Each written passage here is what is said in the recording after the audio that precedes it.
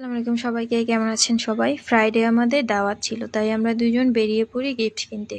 বের হয়েই দেখি আমার পছন্দের সব খাবার, সবগুলো খাবার নিয়ে আমরা রিক্সা ঠিক করি। রিক্সা ঠিক করে দুইজন সাভারের উদ্দেশ্যে রওনা হয়ে যাই। কিন্তু কতক্ষণ আর বসে থাকি, আমার তো ধৈর্যই ধরছে না। আমি আমার পছন্দের খাবার খাওয়া শুরু করে দিই, সবগুলো খাবার তাড়াতাড়ি করে খেয়ে শেষ করে ফেলি। এরপর আমরা নিউ মার্কেটে পৌঁছে যাই। নিউ মার্কেটে পৌঁছে এর নিচতলায় গ্রাউন্ড ফ্লোরে অনেক দোকান ছিল, এগুলা ঘুরে ফিরে আমরা অনেক গিফট দেখি।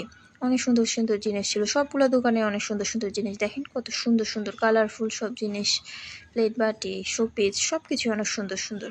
কিন্তু আমরা কোনো কিছুই নেই, কারণ আমাদের একটা বাবু পছন্দ হয়েছিল। আমাদের বাবুর জন্য আমরা সব কিছু স্যাক্রিফাইস করে চলে যাই। শেষমেশ আমরা আমাদের বাবুটাকে নিয়ে ফেলি।